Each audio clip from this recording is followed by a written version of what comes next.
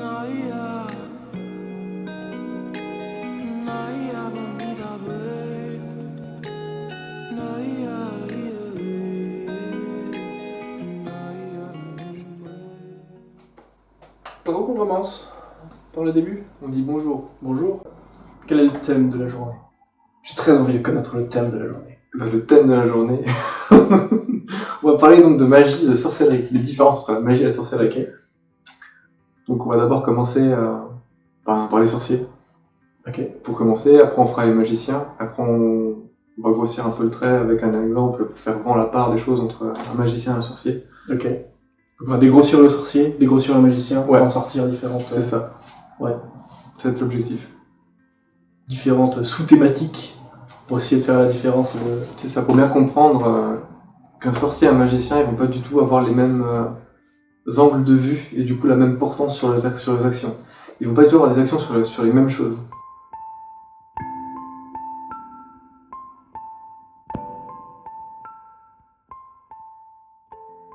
Donc les sorciers. Donc déjà premièrement, les sorciers, c'est des êtres, c'est des gens qui en fait ont la plupart du temps, c'est pas toujours le cas, mais qui ont un héritage.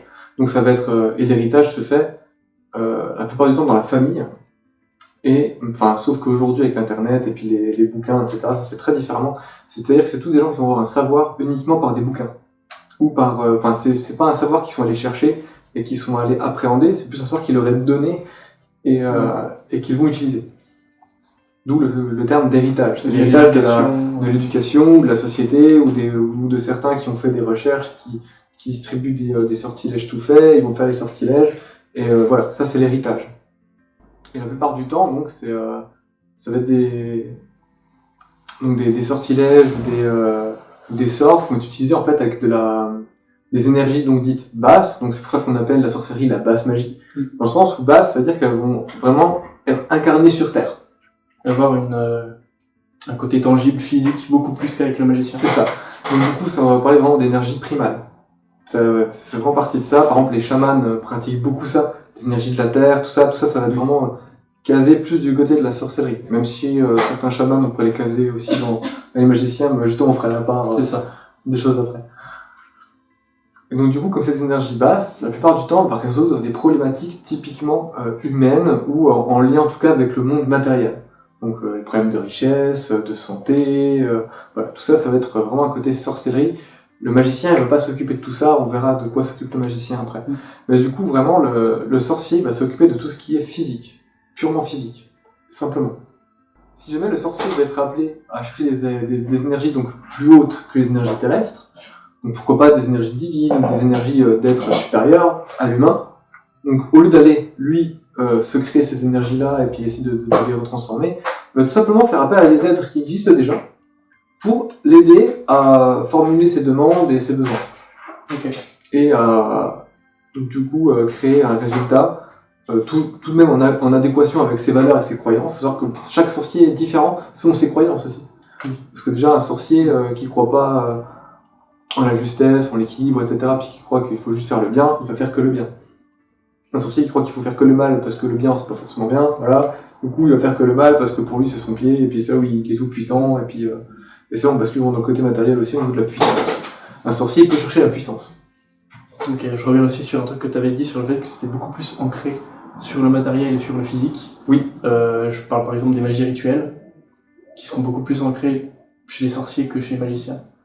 Par exemple, tout ce qui est ramasser un bout de bois et l'utiliser. Oui, tout ce qui est objet. Les objets qui est sont objet. vraiment utilisés plus par les sorciers que par les magiciens. Oui. Après, on verra que les magiciens peuvent utiliser aussi des objets, mais ils le feront jamais de la même manière qu'un sorcier. C'est ça. C'est pas possible.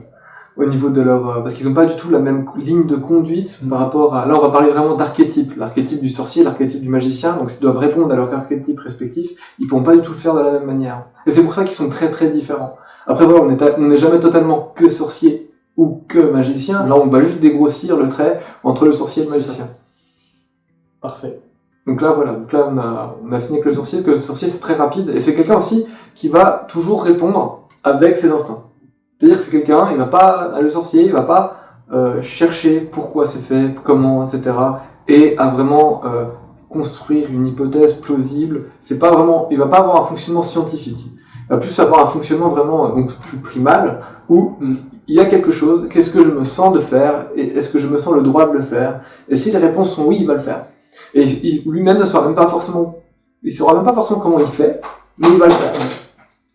Pour dégrossir encore ça avec une image un peu sartrienne que j'aime bien, le sorcier est beaucoup plus acteur de la réalité et de son environnement que auteur. Il va essayer de comprendre pour le changer, mais il va agir dedans. C'est ça. En fait, il va réagir à l'environnement. C'est ça. Ce sera plus un acteur, oui, un réacteur même, quelqu'un qui va réagir. Mais aussi dans le côté positif du réacteur, il y a aussi la puissance et du coup le fait qu'il peut quand même entraîner des choses vers l'avant. Donc il ne sera pas question ici de dire qu'un sorcier c'est négatif ou qu'un magicien c'est négatif ou inversement. C'est juste vraiment mettre la part des choses, expliquer clairement ce que c'est et pourquoi ça peut être très bien d'être un sorcier, pourquoi ça peut être très bien d'être un magicien et pourquoi des fois on bascule dans l'un de l'un à l'autre et dans quelles circonstances et comment ça se construit aussi. Il n'a de limite que lui-même. Le sorcier, c'est comme ça. Il a de limite que lui-même et de ce qu'il se sent de faire.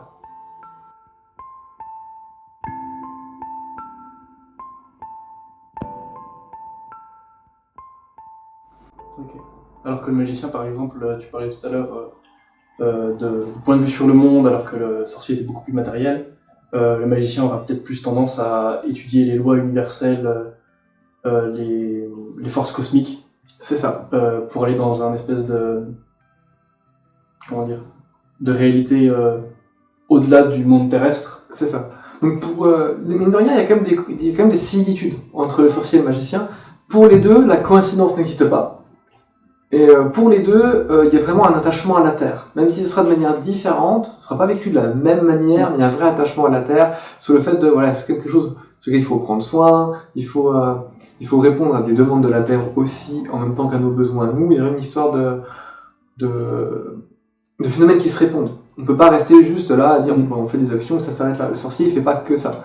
Il pourrait, la plupart du temps, il le fait peut-être, hein, je connais pas tous les sorciers, je connais pas tout l'archétype entier des sorciers, mais en tout cas, la plupart sont quand même très attachés à la nature. Il suffit juste de voir la Wicca, par exemple, c'est un phénomène de sorcellerie très actif maintenant sur la planète, et ils sont très sensibles à tout ce qui est vraiment nature, la lune, les phénomènes quand même vraiment très naturels et très terrestres, parce que la lune a quand même des énergies très terrestres aussi.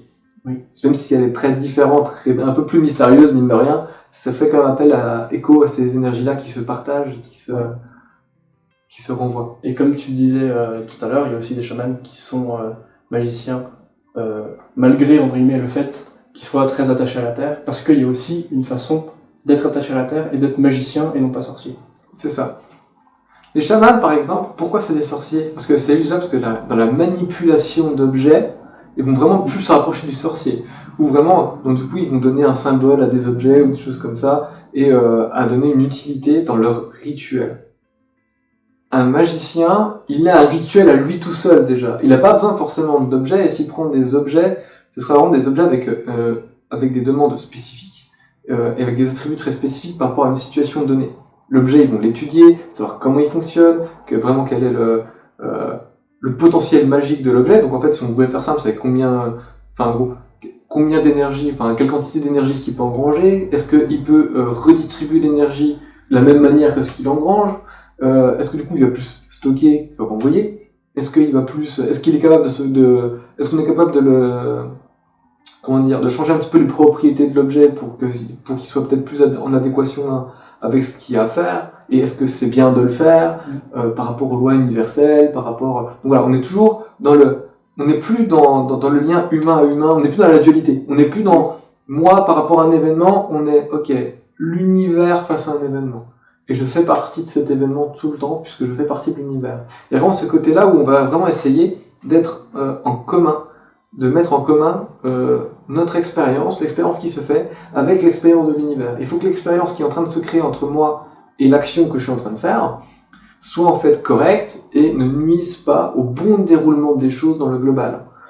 Donc le global, au début, on va prendre un magicien, il va expérimenter, c'est un scientifique, donc au début il va commencer petit, il dit par exemple si c'est moi et l'objet, et puis qu'il y a une autre personne de mon entourage, est-ce que ça pourrait impacter cette personne de l'entourage? Et si oui, du coup il va pas le faire, il va trouver autre chose, et si non, alors c'est bon. Et une fois que les personnes de l'entourage, il arrive à les sécuriser, il va sécuriser encore beaucoup plus large, une ville, un pays, une planète, le système solaire, la galaxie, etc. Mais tout ça, ça se fait à travers des recherches, et c'est pas juste « Oh, je sens que ça vient de faire ça, et je sens que là, je protège ». Non, il peut prouver qu'il protège, il peut prouver que ça marche, par des calculs, par des systèmes géométriques, on est capable d'expliquer ce qu'on fait. Là où un sorcier n'est pas capable. Le sorcier, il va pas forcément chercher vraiment à comprendre ce qu'il fait. Tant que le sortilège marche, il le continue. Le jour où il ne marche plus, il va l'arrêter, il va en trouver un autre et qui marchera, et ainsi de suite. Le magicien, lui, le but du jeu, c'est que son sortilège, enfin son sort, peu importe, son action, elle puisse marcher en toutes circonstances, et que si elle marche pas en toutes circonstances, qu'il sache pourquoi. Par exemple, s'il veut utiliser telle énergie du système solaire qu'il peut capter avec tel ou tel outil qu'il aura à sa disposition, si la planète, en fait, il s'avère que dans des énergies actuelles, au niveau du cosmos, elle est beaucoup moins facilement accessible, il faut que lui puisse savoir ça. Il faut qu'il ait l'outil de savoir ça. Donc, il va savoir à quel moment il pourra utiliser tel sortilège, à quel moment il ne pourra pas, à quel moment, en fait, il y en aura un qui sera peut-être plus pertinent qu'un autre, quelles énergies sont à sa disposition. Et là aussi, le magicien est quand même largement en accord avec le sorcier, c'est qu'il va quand même écouter son intuition. C'est pas quelqu'un qui va faire taire son intuition, parce que l'intuition, c'est super important. Le magicien, en fait, il va prendre tout ce qui est là dans son environnement comme outil à la réalisation de ses projets. Là où le sorcier, l'environnement est son projet, quoi. Vraiment, il va être là, hop, j'ai ça à faire, il faut que je le fasse, bim, j'y vais. C'est vraiment très facile pour le sorcier. Il est dans un domaine beaucoup plus facile d'accès que le magicien. Être magicien dans un caillou, il va le chercher. C'est ça. Et du coup, c'est pour ça qu'avant d'être magicien, il faut être sorcier quelque part. C'est pas quelque il faut chose. expérimenter là. Ouais. Pour, parce que si tu vas juste chercher si tu vas juste, il faut que je fasse ça, je le fais, et puis tu t'arrêtes là, tu peux. Mais après, derrière, le magicien, il va dire, ok, j'ai fait ça. Et tout de suite, la première remarque, et c'est là où un sorcier devient magicien, c'est comment ça s'est passé? Comment ça s'est fait? Pourquoi est-ce que mon action a réussi, alors que, en fait, si je regarde de l'extérieur, j'ai senti qu'il fallait le faire, d'accord? Ça, c'est mon intuition. Mon intuition était correcte. Ça, c'est bien, parce que c'est pas toujours le cas, mais là, mon intuition était correcte. Mais, qu'est-ce qui fait que ça a marché? Alors que si je regarde le global, on va dire que presque rien n'était pour que ça marche. Et que c'est juste mon intuition qui m'a fait capter une certaine énergie, qui a basculé l'événement, qui a fait que ça a marché. Et du coup, c'est là où on va rentrer dans la magie, où le magicien il va expliquer pourquoi est-ce que les éléments basculent, et pourquoi est-ce que des moments ça ne bascule pas. En sachant que le 100% atteignable, pour le magicien, n'est jamais totalement possible, il y a toujours des facteurs qu'on ne peut pas prendre en compte, etc. Et ça, il va toujours prendre en partie une mesure de sécurité en disant voilà, là sur ce truc-là, par exemple, j'ai 75% de chance de réussir parce qu'il y a déjà 5% de chance à cause de ça, 5% de chance à cause de ça, et en gros, je remets encore 10% par rapport à des choses que je ne connais pas, des phénomènes extérieurs que je ne connais pas, qui pourraient avoir une importance par rapport à ce que je fais. Donc tout ça, il va les prendre en compte, et c'est là où ça devient intéressant, où on est vraiment plus pertinent et plus sûr que quelque chose aboutisse. Le sorcier, il va pas chercher à être pertinent, il va chercher à réussir une action. C'est peu importe si c'est pertinent ou pas, il faut que mon action elle réussisse. Et si elle réussit pas, du coup, il va réussir une action, il va réussir autre chose, jusqu'à ce que ça marche, ou d'avoir en tout cas le sentiment que ça marche. Parce que pour le sorcier, le placebo est très utilisé. Là où pour le magicien, le placebo est utilisé aussi, je pense, de temps en temps. Mais beaucoup moins souvent, puisqu'on peut quand même prouver ce qu'on fait. Le sorcier, il fait pas. Ah, je pense que ça a marché, et rien que là, ça a marché. Et en plus, il peut influencer les gens comme ça. Ah, je pense que ça a marché, du coup, à force que les gens pensent que ce qu'il a fait, ça a marché, des fois, ça marche vraiment. Mais, alors qu'à la base, ça n'a pas forcément marché. Le virus mental du placebo. C'est ça. Et du coup, c'est pas forcément négatif, pour revenir à ce qu'on disait, c'est pas forcément négatif. Par exemple, j'ai soigné quelqu'un, je suis sûr que j'ai soigné quelqu'un, au début, il a pas soigné du tout, mais à force que la personne, elle pense que le mec l'a soigné, ou la fille, ou peu importe, le sorcier ou la sorcière l'a soigné, et que d'autres personnes autour pensent que c'est vrai, du coup, au fur et à mesure, les énergies vont se mettre en place, et le corps, en fait, de la personne en question va peut-être répondre à l'appel du sorcier, à l'instinct du sorcier qui lui a dit de faire ça, etc. C'est ça. D'ailleurs, ça me fait penser à quelque chose, je reviens sur ce que tu disais tout à l'heure sur le fait d'incarner un macrocosme, d'incarner un univers quand t'es magicien, plutôt qu'un microcosme quand t'es sorcier. Et donc d'avoir besoin d'objets comme du bois, des pierres, pour des rituels. Il y a certaines pratiques qui sont classées en mérindiennes, il faudrait que je revérifie, qui optent pour un système de rituels interne où ils vont utiliser les symboles à l'intérieur de leur corps, à l'intérieur de leur univers, plutôt que d'aller chercher un bout de bois, un caillou, etc. Et donc ça, où est-ce qu'on le place sur le diagramme? Ça, c'est intéressant. C'est intéressant parce Déjà, que il y a de la t'incarnes recherche. quand même Bah, là, toi, un ça- univers, t'as de c'est- la recherche, où est-ce qu'il est le symbole en moi, comment je le conceptualise, comment est-ce que je l'utilise, comment est-ce que je le fais résonner. C'est ça. Après, ça dépend, en fait, le système de symboles que vous pourrez mettre à l'intérieur de soi, ça pourrait être de la sorcellerie comme de la magie. Donc, si le sorcier là, il fait, oh ben, j'ai un truc en moi, juste à faire appel et l'action va se faire, c'est de la sorcellerie.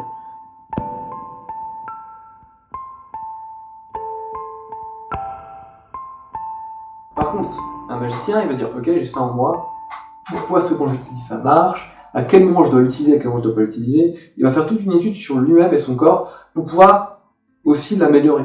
Le magicien, il veut améliorer les systèmes de son corps pour pouvoir atteindre une espèce d'union avec la divinité. La divinité, ici, on va dire que ce sera plus un tout.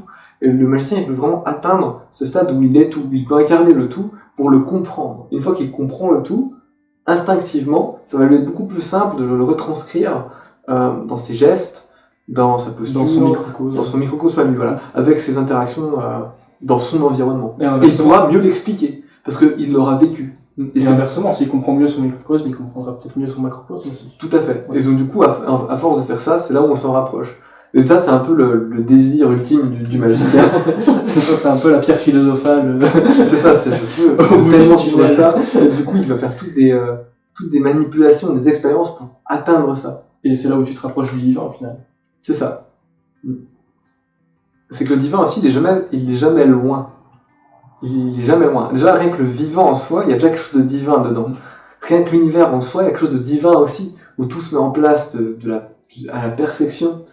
Et enfin, rien ne se fait. Ça reste mécanique, ça reste machinal, mais ça reste aussi. C'est pas désintéressé, c'est aussi sentimental. Oui, mais il n'y a pas de coïncidence. Quelque chose se passe, c'est pour qu'il y ait un effet, quel qu'il soit. Même si l'effet en soi, il a l'air de rien, comme un effet entraîne un autre effet entraîne un autre effet, l'effet à la fin, c'est celui-là qui a été désiré depuis le début, juste par juste par la cause, qui est très très loin en arrière. Et c'est ça qui est super intéressant. Ça, on peut parler de divin. C'est-à-dire que c'est comme un peu dans le jeu d'échecs, si tu jouais contre quelqu'un qui savait déjà tous les coups à l'avance que t'allais faire. C'est ça. Et l'univers, c'est ça en fait. Donc et le divin, c'est ça. Donc le but du magicien, c'est de pouvoir ressentir ça d'un point de vue global, ce qui est déjà beaucoup plus simple que d'un point de vue dans son microcosme à lui, où il ne pourra pas forcément anticiper tous les mouvements de chaque être humain. Voilà, un magicien, il n'est pas omnipotent, il est pas Dieu. Il va chercher une part de divinité en lui pour pouvoir faire ses actions.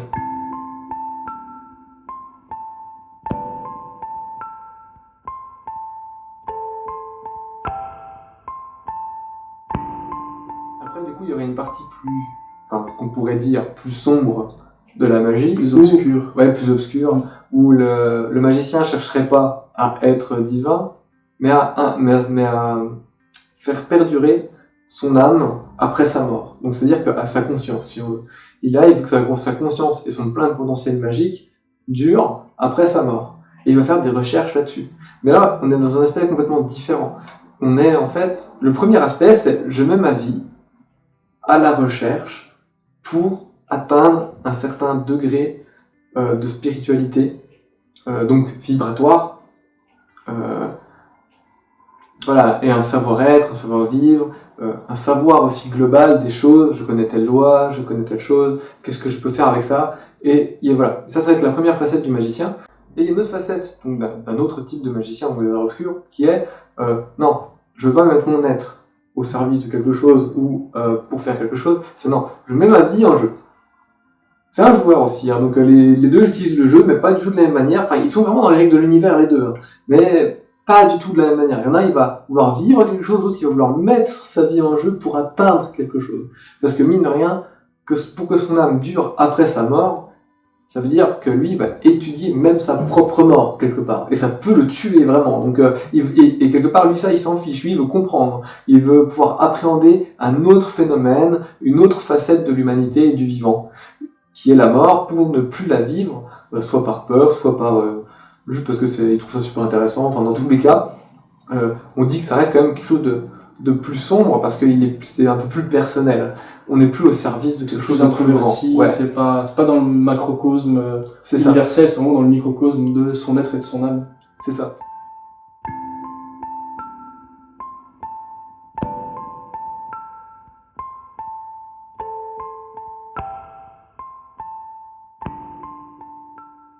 Même si dans l'absolu, s'il trouve vraiment les clés du pourquoi, du comment, parce qu'en magie, quand on trouve les clés du pourquoi, on peut les expliquer et que quelqu'un d'autre les refasse. Là où en sorcellerie, c'est pas toujours le cas.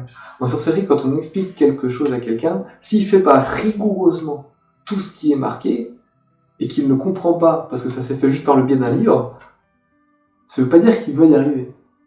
Là où en magie, si on t'explique vraiment le pourquoi du comment, tu fais vraiment ce qui est marqué, normalement ça marche, tout le temps.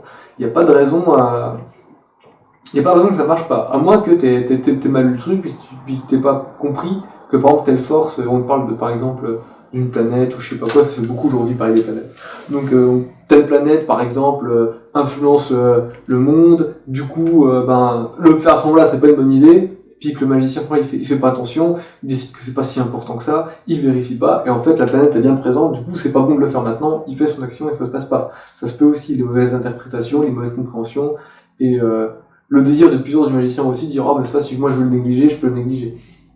Et c'est là où l'action du coup aura pas du tout les mêmes répercussions. Mais pour le magicien, c'est vraiment le but du jeu, c'est que son action, quoi qu'il arrive, elle ait le plus de chances d'arriver en fait, d'aboutir. Parce que si elle aboutit pas, ou si elle aboutit à autre chose, c'est-à-dire que lui il a échoué en tant que magicien. Même si ça peut avoir des effets positifs, lui il aura quand même échoué parce qu'il n'a pas réussi à prédire les effets de son action. Le magicien il veut vraiment le bien pour l'entourage, pour l'univers en lui-même, pour la préservation de l'univers et sa continuité. Donc s'il n'arrive pas à faire une action qu'il voulait faire pour aider tout ça, peu importe le résultat, pour lui il aura échoué parce que ça veut dire que j'ai pas réussi à faire vraiment ce que je voulais faire. Et ce qui s'est passé, je peux peut-être pas l'expliquer là tout de suite. Et c'est peut-être un coup de chance. Et le magicien, il s'interdit pas forcément les coups de chance, c'est pas ça. C'est que pour lui, le coup de chance doit se produire une fois par rapport à quelque chose, mais il doit être capable de l'expliquer après pour pouvoir reproduire le coup de chance.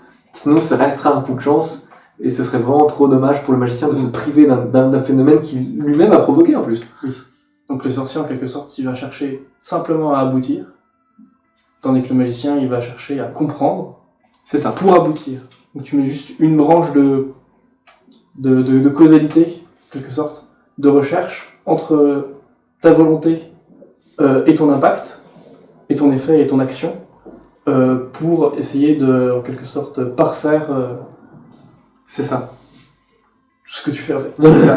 La sorcellerie va chercher plus la facilité, parce que ça va être des gens ou des personnes qui vont être fascinés par tout ce qui est nature, fonctionnement quand même de l'univers, tout ça, la fascination est un peu la même au début.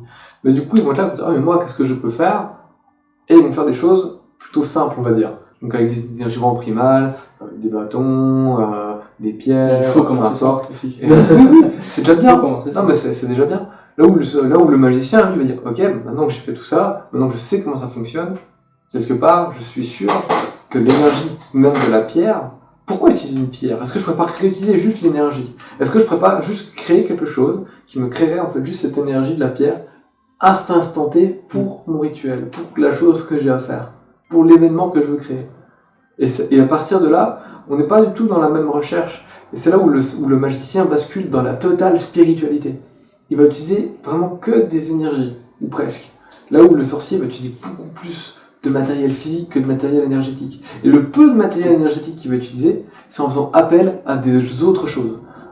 Des êtres de la nature, des divinités, des animaux totems, etc., etc. Et c'est eux, en fait, qui vont faire les actions énergétiques, et c'est pas le sorcier. La plupart du temps. Enfin, si on prend vraiment la globalité, il y a moins de 50% de tout le rituel qui est énergétique pratiqué par le sorcier. La plupart du temps, c'est au moins 60-70%, c'est fait vraiment par tout ce qui est physique. Par des êtres appelés ou par le physique. Ça par le physique ou par des êtres appelés. Sinon, la plupart du temps, c'est comme ça qu'il fonctionne. Pas toujours, mais la plupart du temps, c'est un archétype. Donc c'est ça une généralité. C'est ça. Donc pincette. Pincette oblige. Tout à fait. Il y avait aussi un truc qui est intéressant, c'est dans l'archétype du magicien sombre, obscur, il y a un côté aussi, je trouve, de fascination pour l'aspect mental des choses. Et donc, quand on dit cherche l'immortalité, c'est pas forcément je pense pas que ce soit une action totalement égoïste. Je pense que c'est surtout une façon de rallonger leur vie pour comprendre plus de choses dans leur vie. Oui, aussi. Bah, dans le sens où peu importe la raison, c'est que le sorcier, ce magicien-là, même si sa vie menait à échouer, c'est là où il va être égoïste. C'est-à-dire que même si sa vie échoue, même si en fait il échoue en tant que mage noir et que du coup il meurt, bah c'est pas grave, lui il aura fait ce qu'il voulait faire lui. Là où le magicien, l'autre facette du magicien va plus œuvrer pour le grand œuvre que pour lui-même. Pour l'univers, pour le macro. C'est ça. Et malgré tout, ces recherches, il sait très bien que elles se perpétueront d'une manière ou d'une autre. Peut-être par ses enfants, par d'autres enfants, ou peut-être qu'elles seront retrouvées bien plus tard par une autre civilisation, et que du coup, les recherches vont perdurer. Ces recherches vont perdurer dans le temps, donc c'est pas un problème en fait. Mais là où, par contre, l'autre facette du magicien, pour lui, c'est vraiment un problème. C'est oui, mais moi, je veux que ce soit moi qui fasse la découverte, pas d'autres. Là où l'autre facette du magicien dira, oui, mais mes découvertes ne m'appartiennent pas. Je suis là aujourd'hui, j'ai conscience des choses, et c'est là où pour lui, pour cette facette-là, il y a plus une notion de responsabilité qu'à moins l'autre facette du magicien. Donc c'est pour ça qu'on dit qu'il est un peu plus sombre, parce qu'il est moins responsable de ses actes. Il peut même faire des choses très sombres, aller chercher carrément à comprendre et même à torturer presque sans que ce soit l'objectif, hein, mais en restant vraiment dans le mental et dans le spirituel, chercher comment fonctionne une âme d'animal déjà pour commencer, pourquoi pas, etc., etc. Et ça, du coup, on pourrait rentrer vite dans des problèmes d'éthique. Oui. Je dis pas qu'ils font tous ça, hein. Je dis pas qu'ils font tous ça, mais dans la recherche de l'immortalité, on pourrait vite voir par où ça passe. pourrait passer pour y arriver, pour être sûr d'y arriver en tout cas. Parce que le magie noir, c'est ça, il veut être sûr d'y arriver, sinon ça n'a pas d'intérêt. Donc si je mets ma vie en jeu, il va peut-être mettre aussi son... Après, microcosme, macrocosme, s'il met sa vie en jeu, il va mettre la vie d'autres personnes en jeu. Et c'est là où ça devient un peu plus obscur. Mais du coup, là, ce que tu dis, il veut être sûr de l'effet, il veut être sûr d'y arriver. Oui. Et tu disais tout à l'heure que le magicien n'était jamais sûr du 100%. Oui. Mais lui, il n'a pas le choix. C'est ça. C'est-à-dire que lui, c'est ça que je voulais mettre en... Lui, par exemple, là, le 70%, il fait...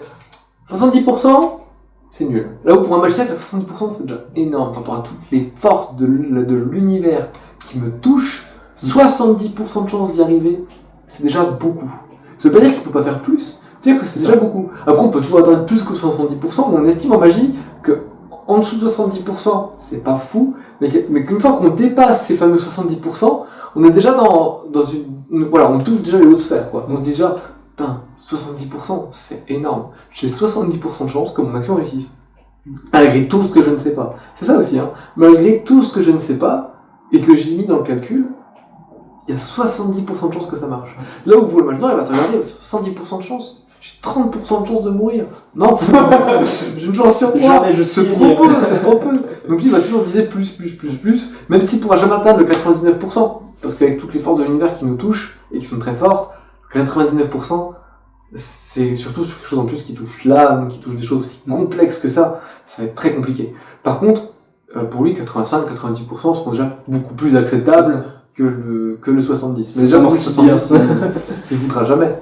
Il a la goutte sur le fond. Là où le magicien est déjà plus, un peu plus serein face à la vie, parce que déjà, il a pas mis sa vie en jeu, déjà il a le droit à l'erreur. Parce que dans ses essais, il mettra pas sa vie en jeu, et il mettra jamais la vie d'autrui en jeu. Donc à partir de là, il peut se permettre de faire des erreurs pour apprendre. Ça veut pas dire qu'il n'aura pas d'effets négatifs qui lui arriveront, ça veut pas dire qu'il n'aura même jamais d'effets négatifs qui lui arriveront, ça va arriver. Ça arrivera forcément même, parce qu'on fait tous des erreurs, et avec le fameux 70%, t'as forcément quand même 30% de chance, mais ça paraît très peu dans la magie, mais 30% de chance quand on prend dans le global, ça reste beaucoup. Donc il peut t'arriver des choses, et c'est ça qui va chercher le magicien. Il va chercher à faire des erreurs. Et ça paraît très bizarre, parce qu'il va se mettre des bâtons dans les roues tout seul. C'est ça, et antagoniste. Parce que je disais tout à l'heure que le magicien, lui, il veut tout le temps expliquer ce qu'il fait, il veut pas de coup de chance, il veut pas ci, il veut pas ça. Et en même temps, je viens de dire, il veut faire des erreurs. Oui, forcément qu'il veut faire des erreurs. Si y a 70% de chance, j'y vais. Si ça marche, je vais pas me contenter de ça. Il faut que je comprenne pourquoi est-ce que là ça a marché. Pourquoi est-ce que là ça a marché. Ça va pas marcher. Et pourquoi est-ce que là ça a marché, et pourquoi est-ce que si j'aurais fait peut-être 2 secondes avant, ou peu importe, pourquoi est-ce que ça aurait pas marché. Et ça, du coup, c'est là où il va se mettre des bâtons dans les roues pour comprendre. Il va se dire, mais tiens, si j'enlève cette partie-là, peut-être que mon cerveau et mes mécanismes énergétiques vont faire que je vais appréhender le monde d'une façon différente. Oui, peut-être que je vais me reprendre un truc dans la tête. Mais en attendant, je vais comprendre pourquoi ça marche. Et lui, c'est ça, il met peut-être sa vie en jeu aussi, mais de manière beaucoup moins forte, beaucoup moins virulente que le mage noir. Mais au moins, ça reste conscient. Et c'est pour la recherche, quoi. Côté vraiment, comme il disait dans le temps, pour la science, et on y va, et on se met en danger, c'est pas grave. Bon, là, c'est peut-être un peu moins On le cas, appuie sur le gros bouton. c'est ça. Et du coup, Et il va là, vraiment faire des des recherches occurrences. pour que les recherches aboutissent. L'essentiel, c'est que la recherche aboutisse et qu'on puisse expliquer pourquoi. Si c'est juste, j'ai fait une action, ça a marché, la plupart du temps, le magicien ne pourra pas s'en contenter. Des fois, il sera forcé de s'en contenter, parce qu'on peut pas tout expliquer non plus. Et ça, il faut relativiser, et pas passer sa vie dans une recherche, alors qu'on pourrait en faire d'autres, beaucoup plus pertinentes. Parce que passer sa vie à faire une recherche et qu'elle aboutisse pas, c'est pas pertinent. Alors que faire 5 recherches dans sa vie et que les 5 aboutissent, c'est déjà plus pertinent. Même si elles sont plus compliquées, même si voilà. 5, ça reste très peu dans la vie d'un magicien. Hein. Mais 5 vaut mieux que 0 quand même à ce niveau-là. Et c'est là où il faut pas se perdre dans ses recherches. Et c'est ça qui est très dur pour un magicien par contre. Parce que c'est-à-dire qu'il Tu fais des recherches tout le temps, t'as tendance à rechercher C'est partout ça. tout le temps. et jamais, renoncer, t'imagines, tu fais une action, et t'es magicien, tu dis, du coup, je dois la comprendre. Donc, renoncer à la compréhension d'une action que t'as réussi, Ouais. c'est très complexe. Et c'est là où, du coup, il faut, voilà, basculer dans le système où, ouais, je mets mon ego de côté, c'est moi qui veux comprendre, et c'est pas l'humanité entière, c'est pas l'univers qui veut comprendre ce que j'ai fait, c'est moi. Et donc, du coup, il faut que je bascule ailleurs, peut-être qu'il y a peut-être autre chose à chercher pour l'humanité. Et la plupart du temps, il va le faire, parce qu'il veut utiliser le l'univers, il va vite comprendre que, même si au début il le fera peut-être pas forcément, mais en tout cas en étudiant l'univers, il va vite comprendre que il peut pas stagner, c'est pas possible. Que s'il stagne, ça va forcément être une plus grosse perte qu'autre chose. Donc dès qu'il y a stagnation, paf, on passe ailleurs. Quitte à y revenir plus tard avec plus de savoir. Mais en tout cas là, je stagne là-dessus, c'est pas grave. Il faut que je passe à autre chose, après j'y reviendrai, et voilà. Et ça, il le fera une fois qu'il aura enlevé des trucs pour se piéger tout seul. Ça, par contre, il le fera toujours, hein, pour vraiment comprendre pourquoi ça a marché. Mais il fera toujours en sorte de rester vivant après. C'est ça. Et de rester fonctionnel surtout. Parce que s'il perd un sens ou un ultra-sens, par exemple tout ce qui est clairvision, ou tout clair-auditif, clair-senteur, clairvoyance, s'il perd ces choses-là, ces outils-là, ça va être très dur pour lui de continuer à faire ses pratiques comme il avait l'habitude de les faire. Ça ne veut pas dire qu'il ne pourra plus chercher. Déjà, il va se compliquer la vie en fait. Et donc du coup, un magicien, il veut pas se compliquer la vie puisqu'il fait des actions déjà pour simplifier le système et favoriser l'univers. Il veut se pousser à faire des erreurs, mais il veut pas non plus s'automutiler à vie. Non, parce que ça n'a pas de sens pour lui. Sinon, ça veut dire en fait que s'il se mutile, s'il fait le parallèle avec le microcosme, si je me mutile, je mutile l'univers. Donc il n'a pas le droit en fait, parce que lui là, il fait non, moi je veux favoriser l'univers. Donc avant de favoriser l'univers, il faut que je me favorise moi. Parce que si je me favorise moi et que je favorise mes expériences, c'est là où mes expériences vont vraiment apporter quelque chose à l'univers. Où moi je vais expérimenter et vraiment me tenir au rôle qui m'est donné. Donc le rôle de magicien que j'ai pris, parce qu'il me semblait être le plus juste par rapport à ce qui se fait actuellement.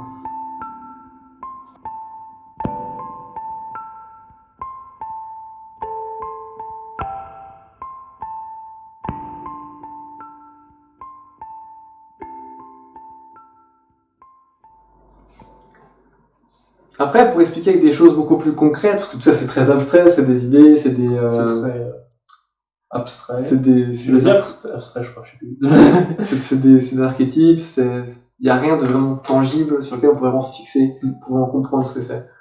Et c'est là où je pense qu'on peut prendre un exemple dans la fiction, peut-être avec des personnages qu'on connaît bien, Tout le monde connaît bien. qu'on a l'habitude de côtoyer, comme ça on va pouvoir voir tout de suite la grande différence qui existe entre la magie et la sorcellerie.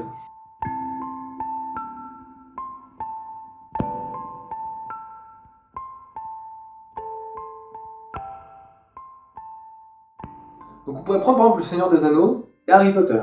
Et prendre par exemple Gandalf et du coup son opposant Dumbledore. Et comprendre pourquoi est-ce que Dumbledore est un sorcier et pourquoi Gandalf est un magicien. Ça c'est une bonne question. Et du coup déjà c'est voir, donc dans l'univers d'Harry Potter il est question d'univers de sorciers. Et malgré tout il y a un mage dedans. Mais ça on y reviendra après. Il y a un magicien. Mage noir. Il y a un magicien malgré tout dedans. Et mais bon. Donc dans Harry Potter, c'est quand même des sorciers parce qu'on voit bien, donc si on reprend le principe d'héritage, c'est des sorciers qui enseignent des sorciers, qui vont enseigner des sorciers, qui enseigneront ensuite à des sorciers, etc.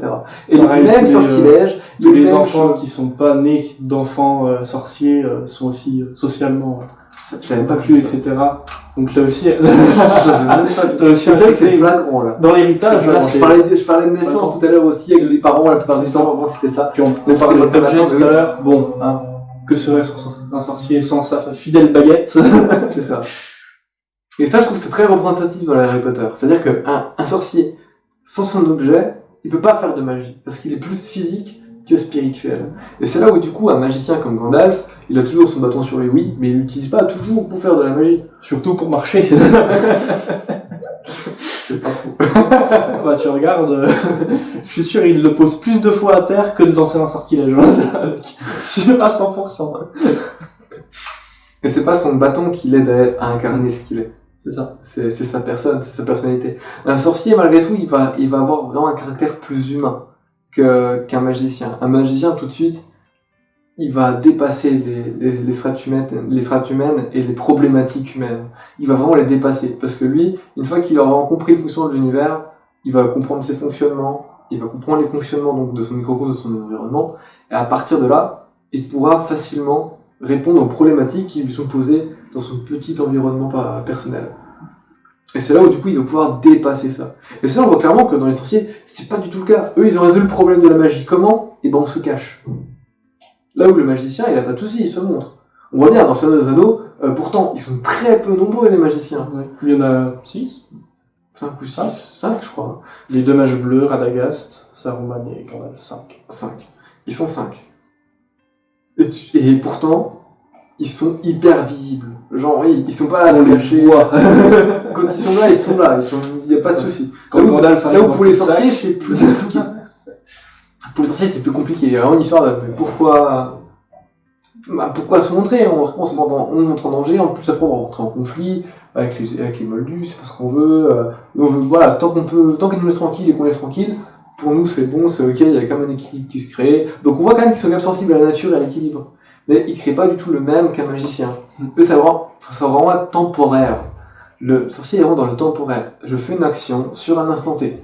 Le magicien il va faire une action sur le long terme. Chaque action qu'il va faire, ça va être sur le long terme. On favorise le long terme et la pérennité des actions.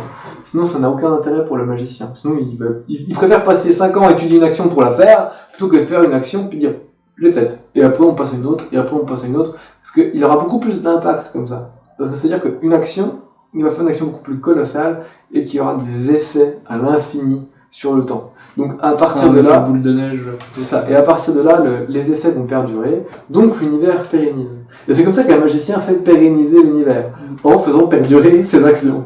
C'est très bête dit comme ça, mais c'est ça. Et il fait pousser ses plantes et ses ficus à côté.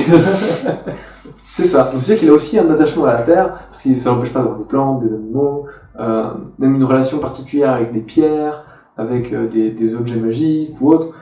Et c'est là où il reste proche du sorcier, mine de rien. C'est pour ça que vraiment les différencier et vraiment vouloir mettre quelque part un clivage, c'est possible, mais on voit quand même qu'ils sont très très proches. Donc dire qu'il y en a un qui est bon, l'autre qui est mauvais, par exemple, ça se fait beaucoup. Moi, je vois pas d'intérêt. Moi, je dirais plus qu'il y en a un qui fait ses expériences donc dans un domaine plus bas, et qu'une fois qu'il les a faites, il bascule magicien. Mais tous les sorciers basculeront pas magicien.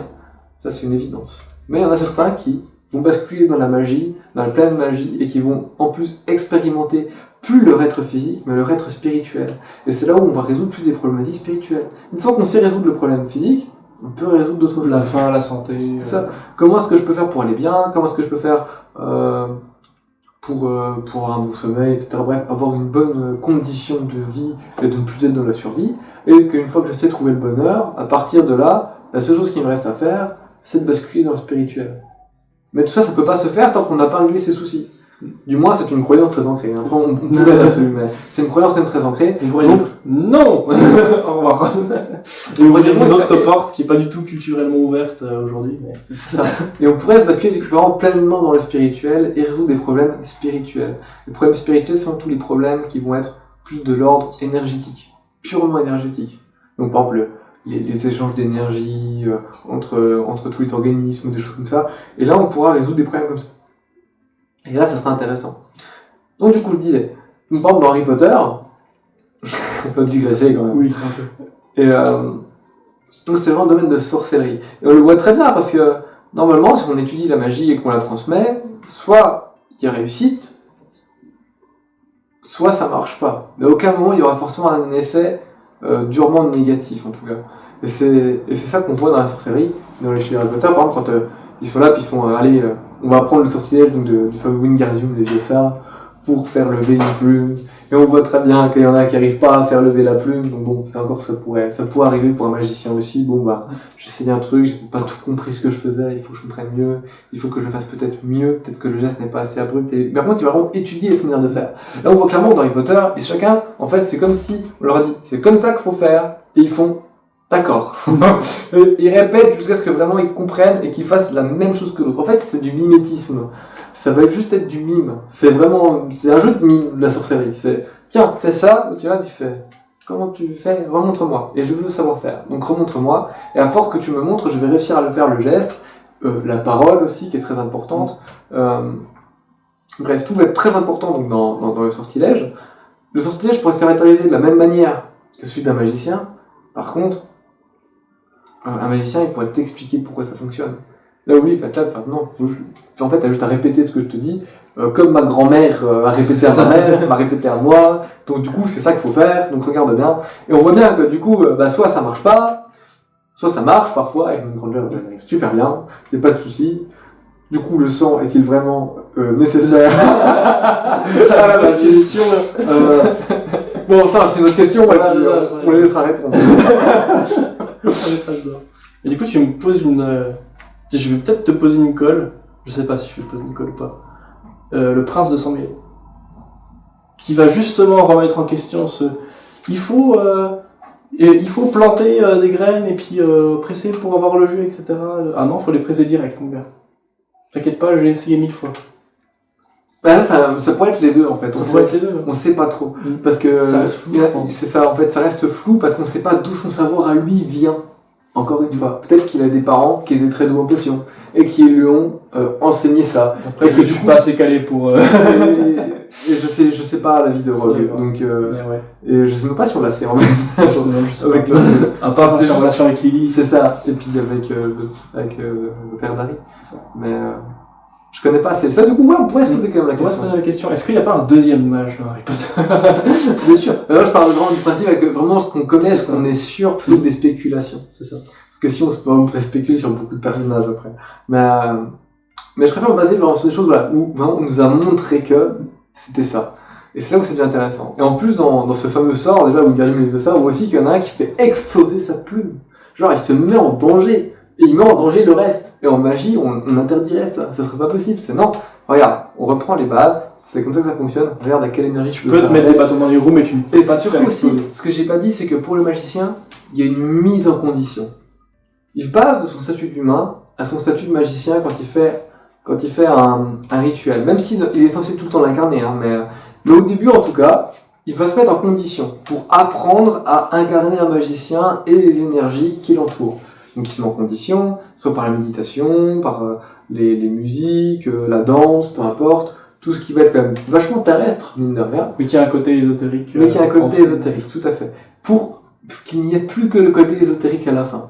Il va vraiment faire un espèce de clivage comme ça, où, hop, petit à petit, je vais être de plus en plus un être éthérique. Jusqu'à y être presque totalement, hein, même s'il a toujours son corps physique, heureusement. C'est ça. Mais parce qu'il veut pas mourir, rappelez-vous. Il veut pas séparer son âme de son corps et la faire perdurer à l'infini. C'est ça. Donc du coup, il va rester. Et une fois qu'il fait ça, c'est là où il va pouvoir capter beaucoup plus aisément les énergies et comprendre ce qui se passe. Là où on voit clairement dans Harry Potter, c'est peu importe comment ils font un sortilège, c'est pas grave. Comment ils sont conditionnés physiquement et énergétiquement pour faire des actions. Ils n'ont pas besoin de conditions. Ils les font et ils s'arrêtent là. Et c'est là où on rebascule du coup dans la sorcellerie. Où je suis un être physique qui a un bâton et qui fait une action avec un petit bâton. Une baguette, peu importe. Mais et ça s'arrête là. C'est pas forcément dommage, hein. C'est même bien déjà qu'ils arrivent à faire ça. La plupart des humains n'y arrivent pas. Donc en plus, ils peuvent faire des choses vachement plus spectaculaires dans ce monde-là que dans d'autres. Oui. Mais des triple black puis pareil après un stupéfix. Donc voilà.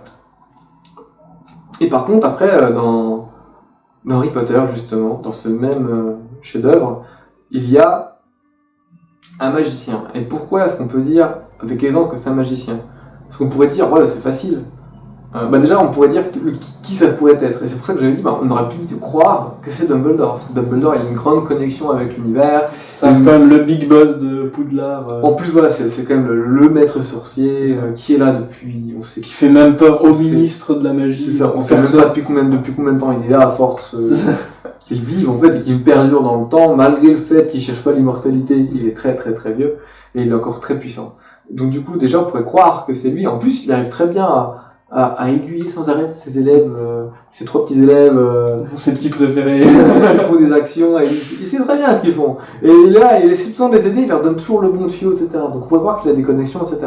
Mais ça ne veut pas dire, c'est pas parce qu'un être a un instinct qu'il est magicien. On a bien vu que le sorcier suit souvent ses instincts. Et qu'à force de les suivre, et de se tromper des fois, il va l'affiner et l'affûter son instinct.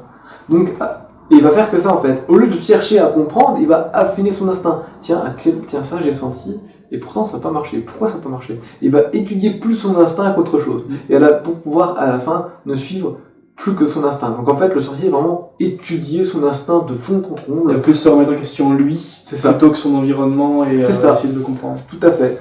Et ça reste essentiel, hein. Donc c'est pour ça que je dis que c'est qu'une manipulation à faire. Mais le magicien, peu importe l'instinct qu'il a, il va l'utiliser aussi. Mais pour revenir à Dumbledore, du coup, c'est vraiment, ça reste un sorcier. En plus, on voit bien que c'est Harry Potter à l'école des sorciers. On voit bien qu'en plus, tous les professeurs sont des sorciers, tous les élèves sont des sorciers. Et donc, du coup, le directeur donne à ses enseignants qui donnent à leurs élèves le savoir. Donc, à partir de là, le savoir, même du Wingardium Leviosa, on sait d'où ça vient, dans la hiérarchie. On sait que ça pourrait venir de Dumbledore, par exemple. Donc, c'est clairement un sorcier. Par contre, un autre personnage qui est donc du coup son antithèse pour le coup, mais pas totalement, puisque c'est un magicien. C'est un magicien. Et ça va être Voldemort. Et on le voit très bien, parce que quand il y a ce fameux flashback, on le voit face au professeur Slughorn, et qu'il le regarde et qu'il fait j'aimerais bien... J'ai cherché un petit peu des moyens pour perdurer. Et j'ai vu qu'il existait les principes des Horcruxes. Est-ce que vous connaissez ça, professeur? Et il l'intrigue comme ça. Et il va chercher le savoir vers le professeur, sur le comment ça marche. Parce que cet objet du sort, il est prêt, mine de rien, à mettre sa vie en jeu. Et il dit, est-ce que ça a déjà été fait? On ne sait pas. Est-ce que ça a déjà réussi? On ne sait pas. Et en fait, il se rend compte très vite que ses professeurs sont très faibles face à lui. Parce que ils ne savent pas ce que lui veut savoir. Ils ne savent presque rien, Alors en fait. que c'est un élève de 6ème année et C'est que ça. eux, ils ont 50 ans de magie dans le dos. C'est ça. Et lui, il est là, il fait, ouais, vous savez Enfin, pas, non, ça, c'est pas grave si vous savez pas. J'accepte que vous savez pas. Par contre, moi, je vais savoir. Et moi, je mets ma vie en jeu. Et Voldemort, c'est ce qu'il fait. Il met sa vie en jeu. À tel point qu'à un moment donné, il est obligé carrément de se nourrir de sang de licorne pour pouvoir subsister dans le monde. Ça va jusque là. Donc à un moment donné, voilà, on voit très bien jusqu'où il est capable d'aller et qu'il veut vraiment réussir et que c'est sa quête de magie personnelle. Très bien, on a tous une quête de magie personnelle quand on est magicien. Mais là, ça met en jeu quand même d'autres vies, d'autres choses. C'est pour ça qu'on parle plus d'art noir du coup. C'est ça. Mais même dans l'œuvre, tu te rends compte que tout le monde est sorcier, sauf par exemple Dumbledore, on l'appelle soit Dumbledore, soit professeur, soit directeur.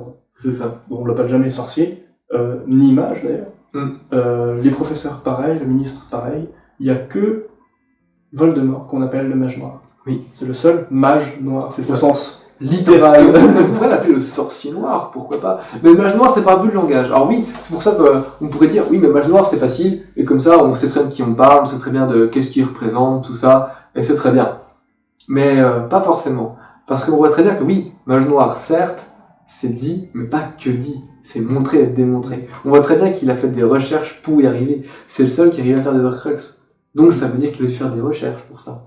Il n'est pas arrivé par hasard, juste avec son instinct. Voldemort n'est pas une personne qui mettra juste son instinct au profit d'un résultat. Ça n'a pas de sens pour lui, puisqu'il veut la réussite à tout prix. Et en plus, il me vache vraiment en avant le fait de, voilà, être quelque part magicien, ça se mérite. C'est pas quelque chose d'inné chez tout le monde, etc.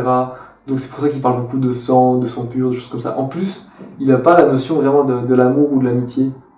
Et oui, on dit c'est un magicien depuis le début. Mais si on reprend depuis depuis le début de notre conversation, on a parlé des magiciens, et on pourrait dire, mais du coup, un magicien, donc du coup, un mage noir, on a dit que pour que ça mette fin à sa quête, il faudrait qu'il meure. Et que ça mettrait du coup, en fait, ça veut juste dire en fait que sa quête de magie est échouée. Et en fait, Voldemort, c'est ça, il a échoué sa quête de magie. Pourquoi ? Parce qu'en fait, il y a des forces de l'univers, et des forces très actives, qu'il n'a pas pu mettre en place, qu'il n'a pas pu analyser. D'où le fait, donc peut-être, il y a une... Je sais pas si c'est une théorie, si c'était approuvé ça, mais le fait qu'il avait été fait par un filtre d'amour, tout ça, ça c'est vrai, mais, et que du coup, il pouvait pas ressentir l'amour ou l'amitié. Et si c'est vrai, c'est très intéressant. Parce que ça veut dire en fait que il avait aucune carte en main pour réussir son œuvre. Et c'est là où quelque part, on pourrait comprendre la fameuse prophétie qu'il y avait depuis le début, qui disait que de toute façon il y en a forcément un des deux qui allait vivre ou mourir, enfin voilà. Et en fait depuis le début il était condamné en fait, parce qu'il pouvait pas vivre, puisque de toute façon même si face par exemple à Harry Potter qui était l'élu choisi ou pas, mais que du coup c'est devenu l'élu, c'est Harry Potter qui est devenu l'élu. Et là aussi, il y a un côté un peu culturel où tout le monde s'est dit que c'était Harry Potter, donc c'est Harry Potter. Là, par C'est exemple, ça. c'est pas Neville. C'est Qui est ça. pourtant aussi un jeune garçon né à la fin de juillet. C'est ça, tout à fait. Donc du coup, c'est là où ça devient intéressant. C'est, oui, pourquoi Harry Potter ? Parce qu'il y a eu beaucoup d'égrégores, en fait, qui sont passés, donc de pensées Même Lily communes, James faisait partie de c'est ça, l'Ordre du de Phénix, pensées communes, Mort qui se sont dit, ah, ça peut être que Harry Potter. Et donc du coup, comme pour tout le monde, ça peut être que Harry Potter, parce qu'il a survécu. Et en fait, c'est ça, en fait, c'est pas pour rien. Il a survécu à un sortilège noir qui devait le tuer. Donc ça veut dire, en fait, qu'il a déjà participé involontairement à l'échec de Voldemort. Parce que Voldemort, c'est je mets ma vie en jeu pour réussir mes sorts et ma magie. Et il a, Et il a échoué un sortilège. alors qu'il a même pas un an. C'est ça. Et il a aussi créé un miracle C'est dans ça. le même temps. Du coup. C'est le seul être à avoir survécu à un sortilège pareil. C'est ça. Et en fait, c'est là où du coup on pourrait même rebasculer en disant ouais, mais est-ce que l'élu, c'est vraiment Harry ? Est-ce que c'était pas sa mère ? Parce que c'est sa mère en fait qui a fait le crochet, etc. Et c'est encore sa mère qui réapparaît à la fin pour défier Voldemort et pour qu'il périsse parce que c'est l'amour de tout le monde, etc., etc. Et c'est en fait ça, il n'a pas compris, il n'a pas analysé cette puissance-là. Il l'a sous-estimée, et pour lui, c'était même pas une puissance en fait. Il dit non, c'est quelque chose d'humain, de matériel, donc c'est pas de la magie. Donc, et il est passé outre. Mais en fait, si, c'est une vraie force à partir du moment où les personnes y croient, etc. Et ça fait quand même partie des forces de l'univers, les égrégores. Et ça reste un égrégore très puissant, l'amour, aujourd'hui. L'amour, l'amitié, tout ça. En plus, c'est des phénomènes sociaux, donc on pourrait rajouter donc des liens, les liens qui se rajoutent entre ces personnes-là et encore d'autres personnes, et encore d'autres personnes. Donc en fait, c'est très puissant. C'est comme une toile d'araignée immense, où si un seul élément de cette toile d'araignée voulait vraiment puiser l'énergie de cette grande toile, il pourrait dans l'absolu, temporairement. Il serait vite stoppé, parce que voilà, il y a un point, on peut pas stocker donc toute l'énergie du monde. Mais il pourrait. Et c'est ce que fait Harry Potter face à Voldemort. Et ça, Voldemort, il l'a pas vu venir. Donc juste parce que il a mal fait ses recherches, c'est là où lui, il perd et il décède. Et c'est ça en fait qui est très intéressant. C'est au lieu de voir ça comme la réussite donc de sorcier, en fait, il faudrait plus voir ça comme l'échec de la part d'un magicien.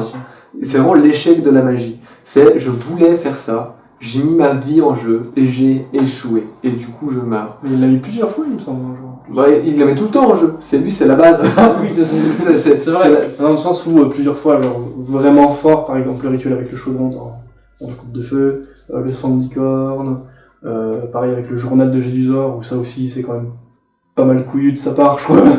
Oui, non, mais il a pris énormément de risques. Parce qu'il sait très bien que sans risque, de toute façon, l'immortalité, il ne pourra pas l'avoir. Donc il doit prendre des risques. Et pour lui, tous les sorciers sont faibles, parce qu'au lieu de se servir de la magie à quelque chose d'utile pour lui, l'immortalité, ils le mettent au service de points oui pour un an, pour des trucs... Réparer des lunettes. Ouais, voilà. Et lui, là, il fait, mais vraiment, utiliser la magie pour ça, c'est un gâchis, utiliser des forces pareilles pour ça. Et c'est là où lui, il va faire des recherches pour devenir immortel. Donc, après, voilà. Je dis pas qu'il faut être d'accord avec lui, hein. Loin de là. Moi, par exemple, je suis pas d'accord. Mais c'est un point de vue qui est intéressant, qui se défend. C'est un archétype. C'est un archétype, et on voit très bien que jusqu'où ça peut mener, mine de rien. Et c'est pour ça qu'on parle d'un noir. Parce que ça, en fait, l'engrenage vers la folie et vers le fait de se mettre en danger tout le temps, ça va très vite dans ce sens-là. pour ça qu'on parle d'art noir. Mais c'est possible d'aller chercher, moi je pense que c'est possible de chercher quand même l'immortalité sans mettre pour autant sa vie en jeu. Sans pour autant, enfin si, en mettant sa vie en jeu aussi, mais celle des autres, pas forcément. Mais en mettant sa vie en jeu juste à un moment, celle du rituel, qu'on aura trouvé. Mais pour le Et reste... qu'on aura préparé, qu'on se sera mis des bâtons dans la roue pour comprendre et pour avoir le maximum de chances de son côté. C'est ça. Et faire en sorte que ça Donc je soit pense bien que c'est pour tout le monde, possible pour soi. sans passer par tout le mal que Voldemort a fait, par exemple. Je pense vraiment que c'est faisable. Mais après, c'est... Moi, c'est pas mon chemin, déjà, et c'est peut-être le chemin d'autres, mais voilà. Juste déjà, comprendre qu'il n'y a pas un chemin qui est mieux que l'autre. Que ce soit le sorcier, le magicien qui veut s'unir avec le divin, s'unir avec le tout, et le magicien qui veut devenir éternel. Il y a voilà, tout... Dans ces trois phases-là, en fait, dans ces trois grands archétypes, il n'y a pas d'un qui est mieux que l'autre. C'est juste que il y en a un en particulier, donc du coup le mage noir, qui va quand même être plus susceptible de créer du mal autour de lui. Donc, enfin, ce qu'on dit mal, c'est pour des énergies négatives, la tristesse, la mort même, etc., etc. Enfin, la mort en elle-même n'est pas une énergie négative. Par contre, quand elle se répercute très rapidement sur une surface donnée, on s'aperçoit que oui, il y a beaucoup plus d'énergie négative qui provient. Donc la mort en elle-même n'est pas négative, mais elle sujette à beaucoup d'énergie négative sur le reste. Par exemple, on pourrait voir que quand quelqu'un décède dans une famille, temporairement cette famille-là est une source d'énergie noire. Tristesse, jalousie qui se crée entre les frères et sœurs, ou peu importe. Et c'est très très difficile. Il y a très peu d'énergie positive qui se dégage de la mort d'une personne. Et c'est pour ça que si en plus on crée un mage noir, qui va créer beaucoup de morts un peu partout, parce qu'il a des recherches à mener, et puis c'est pas tout, faut pas déconner, oui, c'est clair qu'il y a beaucoup plus d'énergie noire qui vont se créer aussi. Et on voit très bien dans Harry Potter où finalement, la seule chose qui reste à la fin ou presque, c'est l'énergie noire. Parce qu'ils pensent tous qu'à une chose, c'est à craindre Voldemort. Et il n'y a plus que ça en fait. Et à vivre leur vie. Donc du coup, c'est vraiment, on doit vivre notre vie en craignant Voldemort, et si on fait pas de bruit, avec un peu de chance, il nous arrivera rien. Et tout ça en fait, c'est de la peur. Donc ils vivent dans la peur. Tous les sorciers vivent dans la peur. Donc, il a réussi à créer de l'énergie négative partout, juste à l'évocation de son nom. Et c'est là où un truc de magicien. Et ça, c'est un truc Ça, c'est un truc de de magicien. magicien, mais surtout de mage noir, du coup. Oui. Et c'est là où il faut voir les choses. Là où, par exemple, il y en a d'autres, juste en évoquant leur nom, ils évoquent de l'espoir. Gandalf. Je reprends l'autre pendant, du coup. Qui est vraiment lié à ça. Je reprends l'autre pendant. Dumbledore, il est lié un peu à l'espoir, mais pas plus que ça non plus. C'est le personnage plutôt il y a plus à côté où, tant que Dumbledore est là, il peut faire face à Voldemort. Parce que lui, il a eu le temps d'apprendre plus de sortilèges que Voldemort, etc. Mais si on devait vraiment prendre Dumbledore et Voldemort au même âge, quand on voit à quel point Dumbledore, il en bave contre Voldemort, on se doute très bien de qu'est-ce qui aurait pu se passer. Donc comme quoi, on peut revenir sur le fait que l'univers est bien fait, puisque Voldemort est quand même beaucoup plus jeune que Dumbledore, et du coup, tout est fait pour qu'ils s'affrontent et que ça se passe le mieux possible. Même si à la fin, Dumbledore vient quand même à perdre la vie au bout d'un moment, il la perd pas trop tôt non plus. C'est aussi pour ça que Dumbledore n'est pas forcément un symbole d'espoir, c'est parce que au bout d'un moment, il meurt. C'est ça.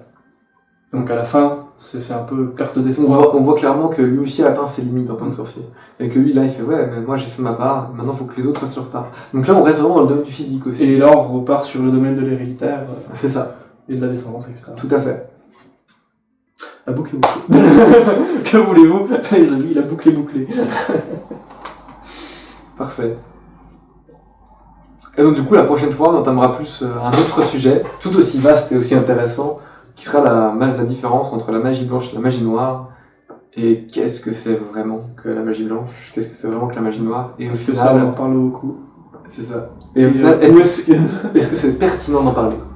Et on verra tout ça aussi dans un prochain sujet.